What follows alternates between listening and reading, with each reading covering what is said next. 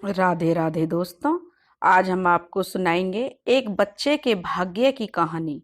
अगर आप हमारे चैनल पर नए हैं तो प्लीज हमारे चैनल अपनी संस्कृति को लाइक करें, सब्सक्राइब करें और शेयर करें। एक बार राजा विक्रमादित्य शिकार करने के लिए अपने राज्य से बहुत दूर निकल गए। उनके साथ उनके कुछ मंत्री भी थे। वे भी उनके साथ शिकार करने के लिए साथ में गए थे। वे लोग बहुत दूर निकल गए राज्य से, लेकिन उन्हें शाम तक शिकार नहीं मिला था और वे थक गए। अब शाम भी होने वाली थी, अंधेरा होने वाला था। तो उन्होंने कहा कि कहीं आसपास देखो कोई गांव है। अगर कोई गांव है तो वहां पर रहने का इंतजाम करो। कल फिर हम रात बिताकर अपने राज्य को चलेंगे। अब सारे मंत्रीगण गांवों की तलाश में जुट पड़े। जंगल में कुछ दूर आगे चलने पर उन्हें एक छोटा सा गांव दिखाई पड़ा। गांव को देखकर सब लोग बहुत खुश हुए और उन्होंने राहत की सांस ली। अच्छा हुआ कि रात बिताने के लिए उन्हें एक गांव मिल गया। सेनापति की हाँ में हाँ सबने मिलाई कि चलो अब रात हम आराम से बिता सकते हैं और सुबह अपने राज्य को लौट जाएंगे। सब गांव में पहुंचे तो उस टाइम तक अंधेरा हो चुका था। इतने लोगों को अस्त्र शस्त्रों के साथ गांव में आते देखकर गांव वाले भयभीत हो गए। पर जब उन्हें पता चला कि ये राजा विक्रमादित्य हैं तो चारों तरफ प्रसन्नता का वातावरण बन गया, क्योंकि राजा विक्रमादित्य बहुत ही प्रसिद्ध राजा थे। स्वर्ग तक उनका जो बोलबाला था, देवताओं तक उनका आना जाना था, इसलिए वे पूरे संसार में प्रसिद्ध थे। गांव का मुखिया गांव के लोगों के साथ उनके स्वागत के लिए दौड़ कर आया। राजा ने जब उन सबको आता देखा तो आगे बढ़कर हर व्यक्ति से मिले।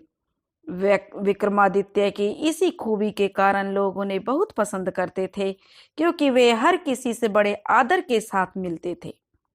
जो मुखिया था वह विक्रमादित्य को अपने घर रात को रहने की व्यवस्था करने के लिए बोला कि आज रात आप हमारे घर रुकिए और हम भोजन वगैरह करिए। सब भोजन का इंतजाम किया। जब सबने भोजन कर लिया तो राजा विक्रमादित्य बाहर आकर बैठ गए, क्योंकि भोजन का इंतजाम गांव के मुखिया ने किया था। और जब वे भोजन करके बैठे तो बाहर आकर बैठ गए और बाहर बैठे व्यक्तियों से बात करने लगे। तभी क्योंकि गांव के लोग थे, सब आकर इकट्ठा हो जाते हैं कि इतने बड़े राजा आए हैं, तो सब मुखिया के घर के आगे इकट्ठा थे। उनमें से एक ब्राह्मण उठकर बोला कि हे प्रभु, यदि आपकी आज्ञा हो तो मैं अपने घर जाऊं। मेरी पत्नी को बच्चा होने वाला है, क्योंकि उसे बच्चा होने वाला है, कब उसे मेरी जरूरत पड़ जाए, इसलिए मैं घर जाने की आज्ञा चाहता हूं। तब राजा विक्रम बोले कि हाँ हाँ ब्राह्मण देवता, आप अवश्य जाइए, क्योंकि चलो मैं भी आपके साथ चलूं ताकि तुम्हारी कुछ तकलीफ को कम कर सकूं, शायद मेरी कोई जरूरत पड़ जाए। लेकिन ब्राह्मण जानता था कि राजा जो एक बार बोल देगा उसे उसकी जिद को पूरा करना ही करना है, वे बिल्कुल पीछे नहीं हटेंगे। इसलिए ब्राह्मण ने हाथ जोड़कर कहा कि आप भी मेरे साथ चल लिए। अब राजा विक्रमादित्य ब्राह्मण के साथ और लोगों को आराम करने के लिए कहकर ब्राह्मण के साथ उसके घर चले गए। जब तक वो ब्राह्मण के घर पहुंचे तब तक उसकी पत्नी किया जो बच्चे को जन्म दे चुकी थी और संतान के रूप में उस ब्राह्मण के पुत्र का जन्म हुआ। ब्राह्मण बहुत खुश हुआ, उसकी खुशी का कोई ठिकाना नहीं था। वह राजा विक्रमादित्य के पैरों में छूकर बोला कि हे राजा, यह सब आपके शुभ चरणों का फल है जो मेरे घर पुत्र प्राप्त हुआ है। जब तक वो ब्राह्मण पुत्र प्राप्त हुआ है, वह राजा विक्रमादित्य बोले हे ब्राह्मण, यह सब तो तुम्हारे कर्मों का फल है। राजा राजा कहने लगे कि आज रात मैं तुम्हारे घर पर ही रुकूंगा और तुम्हारे पुत्र के आसपास रहूंगा और यह भी देखूंगा कि विधि के विधान ने इसके भाग्य में क्या लिखा है।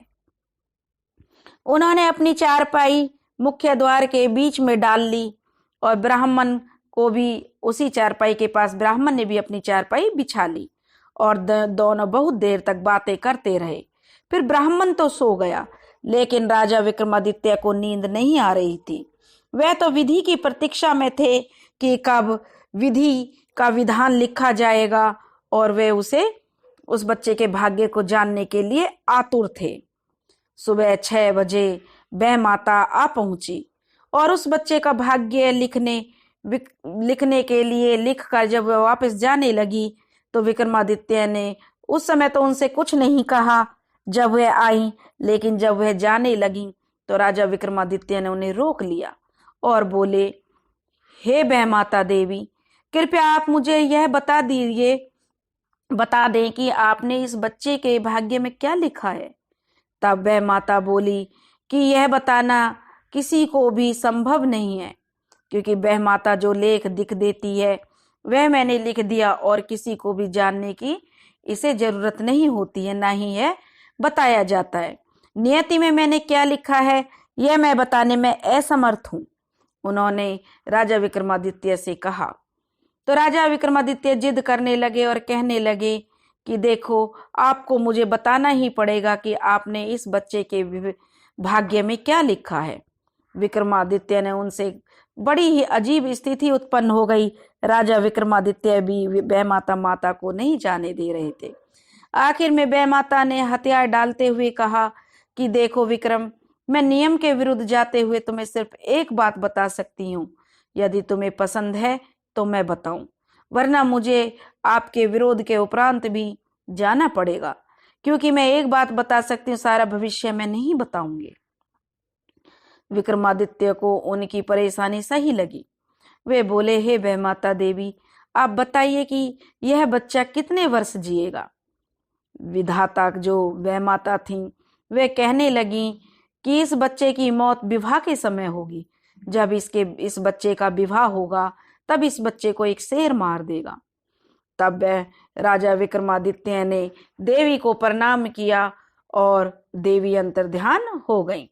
जब सुबह हुई, विक्रमादित्य वहां से रवाना होने लगे तो उन्होंने ब्राह्मण को बुलाकर कहा कि हे ब्राह्मण देव, जिस दिन तुम इस बच्चे का विवाह करना उस दिन मुझे जरूर बुलाना।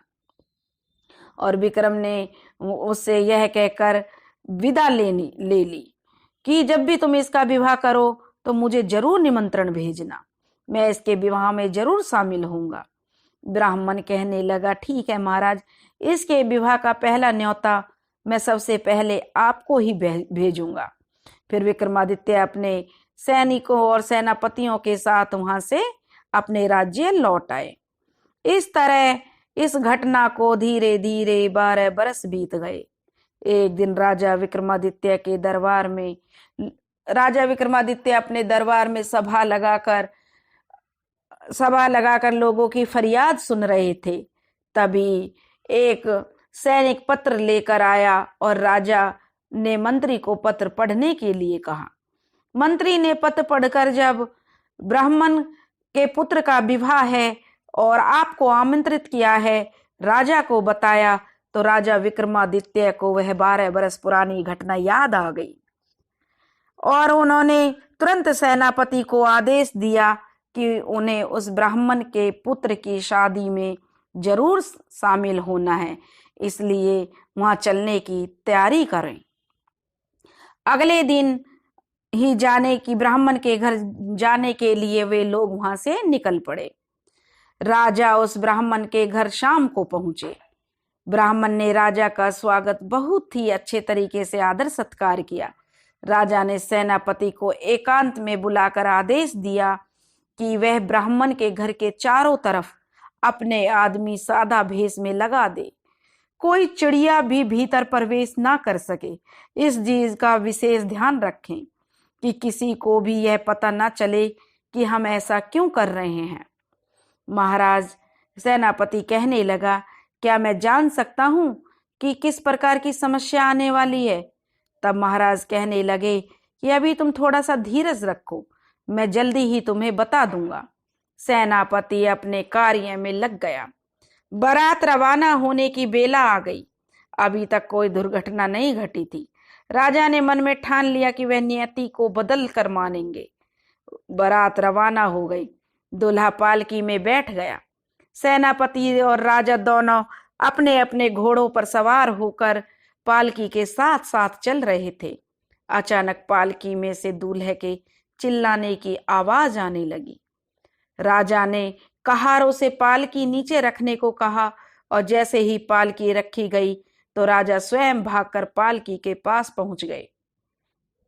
पर्दा उठाकर देखा तो पाया कि दूल्हा बेहोश था, भीतर कुछ भी नहीं था।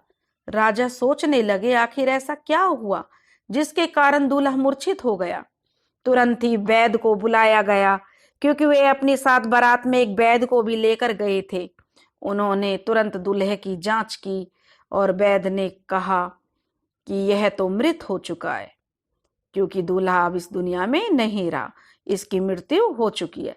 राजा हैरान हो गए, आखिर जब इसकी मृत्यु शेर के कारण होनी थी तो यह पालकी में बैठा बैठा कैसे मर गया। उन्होंने दोबारा पालकी को अच्छी तरह से पालकी का निरीक्षण किया तो पाया पालकी के पर्दे के पीछे एक शेर का चित्र था। राजा को विश्वास हो गया कि इसी शेर के कारण ही इस लड़के की मृत्यु हुई है। राजा सोचने लगे कि नियति की विजय हो गई। जो इसके भाग्य में लिखा था, जो नियति ने मुझे बैमाता ने बताया था कि विवाह के समय शेर के कारण इसकी मृत्यु होगी, तो नियति अपना काम कर गई। पर राजा अपने निश्चय पर अड़ गए। उन्होंने ब्राह्मण से कहा कि तुम इसके शरीर को इस वैद्य की सहायता से सुरक्षित रखो, मैं शीघ्र ही इसके सही होने का उपाय करता हूँ। और कोई कुछ कहता, कोई कुछ कहे, लोग विरोध भी करेंगे, पर तुम अपनी बात पर डटे रहना, इसके शरीर का सही से ध्यान रखना। स्वयं विक्रमादित्य ने यह बात कही थी तो झूठी होने की तो कोई बात ही नहीं थी। वैद्य ने उसके मृतक शरीर को औषधियों से लेप लगाकर रख दिया और राजा विक्रमादित्य उसके लिए औषधियों की तलाश में निकल पड़े। राजा विक्रमादित्य वहां से निकलने के बाद दिन भर चलते रहे। चलते चलते चलते चलते दिन में कहीं भी भोजन का प्रबंध नहीं हो पाया। चारों तरफ जंगल ही जंगल था। शाम तक घोड़ा भी निढाल होकर धीरे धीरे चलने लगा। राजा को लगा कि यदि इस जानवर को भोजन नहीं मिला तो बड़ी दिक्कत हो जाएगी, यह बीमार पड़ सकता है, इसलिए इसके खाने की व्यवस्था तो करनी ही पड़ेगी। उन्होंने घोड़े को पास के एक सूखे वृक्ष से बांधकर खुद उस वृक्ष पर चढ़ गए, यह देखने के लिए कि आसपास कोई नदी या गांव है कि नहीं। पेड़ पर चढ़ने पर जब पेड़ की ऊंचाई पर चढ़ गए तो उन्हें दूर थोड़ा एक गांव और एक नदी दोनों दिखाई पड़े। पेड़ से उतरकर वे पैदल ही उस दिशा में चल पड़े। घोड़े की रस्सी उन्होंने अपने हाथ में पकड़ रखी थी। दोनों पैदल ही चलकर उस नदी के किनारे पहुंच गए जो गांव के बिल्कुल करीब थी। नदी चौड़ी और गहरी थी। अंदर विक्रमादित्य ने सबसे पहले घोड़े को पेट भर जल पिलाया। जी भरकर उसने जल पिया और खुद भी जल पिया। घोड़े को नदी के किनारे छोड़ दिया, क्योंकि वहां हरी हरी घास हो रही थी। नदी का किनारा था, पानी था, इसलिए घोड़ा हरी हरी घास चरने लगा और वे खुद एक विशाल शिला पर लेटकर आराम करने लगे। 2 घड़ी आराम करने के बाद वे जल्दी ही उठकर बैठ गए। देखा उन्होंने तो घोड़ा अभी भी मस्त होकर घास चर रहा था। फिर उन्होंने सूरज की ओर देखा कि अब जो दिन छिपने वाला था, सूरज डूबने में कुछ ही देर थी। उन्होंने सोचा कि इस सूरज को डूबने से पहले मुझे इस गांव में पहुंच जाना चाहिए और अपने लिए रहने के लिए, रात बिताने के लिए कोई सराय तलाश कर लेनी चाहिए। वे घोड़े पर सवार होकर नदी के किनारे किनारे चलने लगे। वे ऐसी जगह को देख रहे थे जहां नदी कम गहरी हो, ताकि नदी को पार किया जा सके। आखिर में थोड़ी देर के बाद नदी में उन्हें एक ऐसी जगह दिखाई पड़ी जहां पानी का स्तर काफी कम था। उन्होंने ईश्वर का नाम लेकर घोड़े को उसी जगह नदी में उतार दिया। उनका अंदाजा सही निकला। वो आराम से नदी पार कर गए। नदी पार करके वे एक गांव में पहुंच गए। शाम होने के कारण गांव में ज्यादा हलचल थी। उन्होंने एक वृद्ध जो काफी वृद्ध था उससे पूछा, काका, यहाँ रात में रुकने के लिए कोई स्थान मिल सकता है? मैं एक मुसाफिर हूँ, बस रात भर रुकूंगा, फिर सुबह वापस चला जाऊंगा। उस गांव में एक सराय थी, पर वह अभी कुछ दिनों से बंद है, उस बुढ़े ने विक्रमादित्य को बताया। विक्रमादित्य ने कहा, काका, आप कोई ऐसी जगह बता दो कि मुझे रात भर ही रुकना है, कहीं मेरा रात रुकने का इंतजाम हो जाए। जब बूढ़े कुछ देर तक सोचता रहा वह बूढ़ा, और फिर उसने राजा विक्रमादित्य से कहा, प्रबंध तो हो जाएगा बेटा, पर मुझे उनसे बात करनी होगी, तुम मेरे साथ चलो, दोनों कोशिश करके देखते हैं। तब विक्रमादित्य उस बूढ़े के साथ एक मकान पर पहुंचा, जहां एक बूढ़ी औरत बाहर चारपाई पर बैठी हुई अपने नाती को कोई कहानी सुना रही थी। उस बूढ़ी औरत ने नमस्कार करके पूछा कि क्या बात है?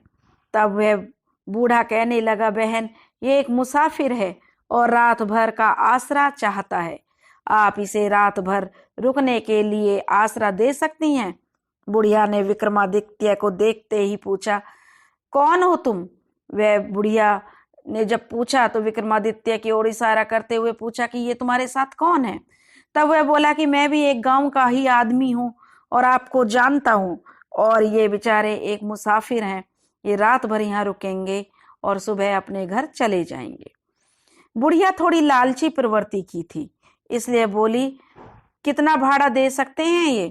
विक्रमादित्य ने बड़े आदर से कहा, माँ, वो यही बस एक रात रहेंगे, सुबह हम अपने रास्ते चले जाएंगे, जितना तुम भाड़ा लेना चाहो वो हम आपको दे देंगे। बुढ़िया लालची प्रवृत्ति की तो थी ही, इसलिए बोली, कितना भाड़ा दे सकते हैं ये? विक्रमादित्य ने कहा, जो आप लोगी वह मैं आपको दे दूंगा। तब बुढ़िया कहने लगी कि मैं तो जो है रात भर का एक आना लूंगी। लेकिन जो बूढ़ा साथ में आया था वह कहने लगा कि बहन, आप कुछ ज्यादा नहीं मांग रही हो? तब उस बूढ़े ने उस औरत से कहा तो वह कहने लगी कि देखो, मंजूर है तो रुको, अगर नहीं है मंजूर तो अपना रास्ता देखो। तब विक्रमादित्य ने कहा कि रहने दो काका, मैं एक आना दे दूंगा। विक्रमादित्य ने उस वृद्ध काका से कहा कि मैं यहीं रात बिताऊंगा और सुबह चला जाऊंगा। आपने का धन्यवाद है जो आपने मुझे रहने में मेरी सहायता करवाई।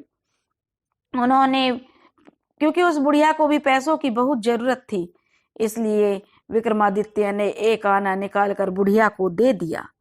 बुढ़िया ने अब उस विक्रमादित्य को समझाते हुए कहा कि इस समय एक आना, उसे समझाते हुए कहा कि एक आना तो मैं एक दिन का लेती हूँ, अगर आप सुबह तक रहे, दूसरा दिन रहे तो किराया जो है इसका भाड़ा बढ़ जाएगा। तो राजा विक्रमादित्य ने कहा कि ठीक है माँ, जब तक मैं रहूंगा आपको इसका भाड़ा जरूर दूंगा। बुढ़िया बहुत खुश हो गई थी, क्योंकि पैसा मिलते ही, बुढ़िया तो लालची तो थी ही, अब उसे पैसे भी मिल गया था और वह समझ चुकी थी कि यह कोई छोटा मोटा आदमी नहीं है, जरूरी कोई पैसे वाला है। तो उसने उस राजा विक्रमादित्य के सोने का प्रबंध कर दिया। वह एक कमरे में लेकर विक्रमादित्य को गई और वहां पर एक चारपाई बिछी हुई पड़ी थी। बोली, यह तुम्हारे सोने के लिए है। विक्रमादित्य आराम से उस बिस्तर पर जाकर लेट गई। बूढ़ी औरत जब जाने लगी तो रुककर विक्रम से बोली कि हे मुसाफिर, तुम किसी अच्छे और बड़े परिवार से दिखाई पड़ते हो, यहाँ तुम्हारे मुताबिक सुविधाएं मिलना तो मुश्किल है, पर रात गुजारने भर का प्रयास मैं कर सकती हूँ। तुम थोड़ा देर प्रतीक्षा करो और हमारे घर में जो भी भोजन बना है मैं शीघ्र ही तुम्हारे लिए लेकर आती हूँ। विक्रमादित्य बूढ़ी की इस तरीके की बात करने से, क्योंकि उसने सीधी सीधी बात की थी, तो बहुत खुश हुए। बोले, माई, मुझे बहुत जोरों से भूख लगी है, अगर यह खाना मुझे जल्दी मिल जाए तो मेरे लिए बहुत सही रहेगा। बुढ़िया बोली, ठीक है बेटा, मैं शीघ्र ही कुछ उपलब्ध करा के लाती हूँ, जो भी मेरे घर में बना होगा वह मैं तुम्हारे लिए लाती हूँ। फिर वह जल्दी से वहां से चली गई। मुश्किल से कुछ समय बाद वह फिर आ गई। इस बार उसके साथ वह 9-10 बरस का नाती भी था। दोनों ने अपने हाथ में भोजन की सामग्री ली हुई थी और एक हाथ में बाल्टी थी। केले के पत्तों पर उन्होंने भोजन परोस दिया, दाल, चावल, सब्जी और रोटी जो उनके पास मौजूद था वह उसे ही लेकर आ गए। विक्रमादित्य के सामने परोस दिया तो भूख बहुत तेज लगी हुई थी विक्रम को, तो उन्होंने जल्दी जल्दी से खाना खा लिया। खाना खाते जल्दी जल्दी से खाना खाने के बाद विक्रम ने उस बूढ़ी माई को धन्यवाद कहा। बुढ़िया ने सारे बर्तन समेटे और वहां से चली गई। खाना खाते ही विक्रम को गहरी नींद ने आ दबोचा, क्योंकि वह बहुत हारा थका था और पड़ते ही सो गया। रात को 12 बजे अचानक विक्रम की आंखें खुल गईं। उन्होंने बाहर किसी स्त्री के रोने की आवाज सुनाई पड़ी। उन्हें ऐसा लगा कि जैसे कोई स्त्री बहुत ही करुण स्वर में विलाप कर रही है। वह बहुत जोर जोर से रो रही थी। विक्रमादित्य अपने बिस्तर से उठकर खड़े हो गए। फिर उसने अपने कमरे का दरवाजा खोलकर बाहर आ गया।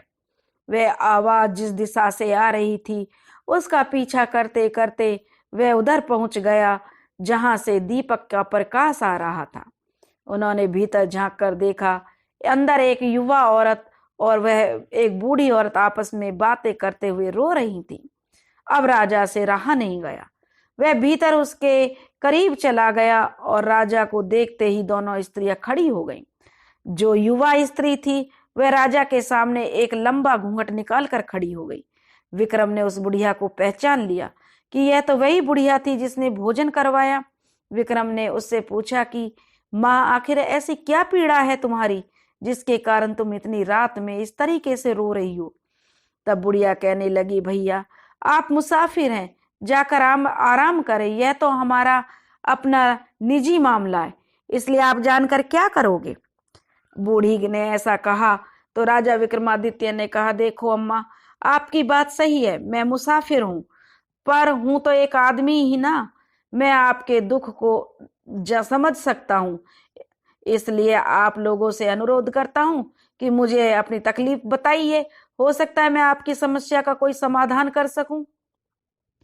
अब बूढ़ी औरत ने कुछ सोचा, फिर वह उससे बड़े प्यार से बोली कि ऐसा है बेटा, हमारे पास रखी चारपाई पर, जो वहां पर चारपाई बिछी हुई थी, उस पर उन्होंने राजा विक्रमादित्य को बैठने के लिए कहा और फिर कहा, जितनी उम्र तुम्हारी है बेटा, इसी उम्र का हमारा भी लड़का है, जो स्वर्ण नगरी में के राज्य में धन कमाने के लिए गया था।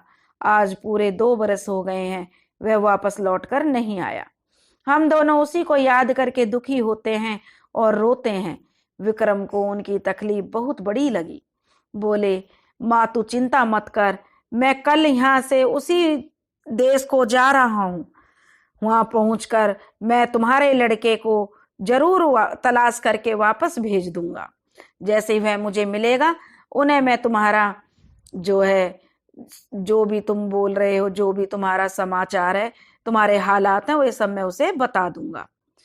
उसने विक्रम को, उस बुढ़िया ने बहुत ही आशीर्वाद दिए और कहा कि बेटा तुम हजारों साल जियो, तुम जुग जुग जियो। बहुत आशीर्वाद विक्रम को दिए। अब विक्रम भाव विभोर हो उठे। सुबह विक्रम जब रवाना होने लगे तो बूढ़ी औरत ने जबरदस्ती राह के लिए उनके लिए भोजन बांध कर दे दिया कि रास्ते में अगर भूख लगे तो कुछ खा लेना।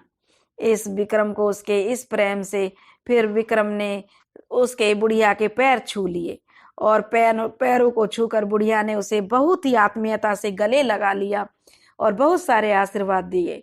उसके बाद विक्रमादित्य वहां से रवाना हो गया। आगे चलते चलते दोपहर तक वह एक ऐसे राज्य में पहुंच गया जिसका राजा बहुत दानी था। वहां लोगों से पता चला कि राजा रोज 1 मन सोना गरीबों को दान करता था। उसके दान की चर्चा चारों ओर फैली हुई थी। राजा विक्रमादित्य के मन में उस राजा के प्रति बहुत ही आदर पैदा हो गया। उन्होंने उस राजा से मिलने की सोची, तभी उन्हें उस बुढ़िया की याद आई जो अपने बेटे के वियोग में तड़प रही थी। वह बोले कि पहले मैं उस बुढ़िया माँ की समस्या का निदान करूंगा, उसके बेटे की तलाश करूंगा, उसके बाद ही मैं राजा से मिलूंगा। अब वह पूछते पूछते उस बुढ़िया पुत्र को जो भी उन्होंने उसकी पहचान बताई थी उसके पास पहुंच गए। उन्होंने बताया कि उसके घर से मैं होकर आया हूं, उसके परिवार के सदस्य बहुत दुखी हैं, वे एक बार जाकर उनसे मिल ले ताकि उनके मन को शांति मिल सके। राजा विक्रमादित्य की बात सुनकर वह बहुत दुखी होकर बोला, मित्र, जाने को तो काफी दिनों से सोच रहा था, पर यह राजा मुझे जाने नहीं देता है। कहता है पहले अपने जैसा कोई ईमानदार व्यक्ति जो कि विश्वास पात्र हो वह ला कर दो, फिर जाओ। अब तुम ही बताओ कि मैं ऐसा व्यक्ति कहां से ढूंढ कर लाऊं। तभी राजा विक्रमादित्य ने उससे कहा कि मैं तुम्हारी जगह राजा की देखभाल करूंगा और तुम चले जाओ। उसे राजा विक्रमादित्य की बात सही लगी और बोला कि चलो ठीक है, मैं आपको राजा से मिलवा देता हूँ। वह विक्रमादित्य को लेकर राजा के पास पहुंचा। उसने राजा विक्रमादित्य की ओर इशारा करके बताया कि यह मेरा भाई है जो गांव से आया है, मेरी जगह अब यह काम करेगा और मैं गांव जा रहा हूं क्योंकि मुझे 2 बरस हो गए हैं, मेरी माता और मेरी पत्नी मेरे वियोग में तड़प रही हैं। राजा को क्या तकलीफ होनी थी, उसने उसे जाने की आज्ञा दे दी। अब वह व्यक्ति गांव चला गया। अब उसके स्थान पर राजा विक्रमादित्य काम करने लगे। वे रोज देखते कि राजा रात में 4 बजे उठकर कहीं जाता है, फिर सुबह 6 बजे हाथ में कुछ लिए हुए वापिस आ जाता है। उसके हाथ में एक गठरी रहती थी। सुबह स्नान और पूजा के बाद वह एक मन स्वर्ण दान करता था।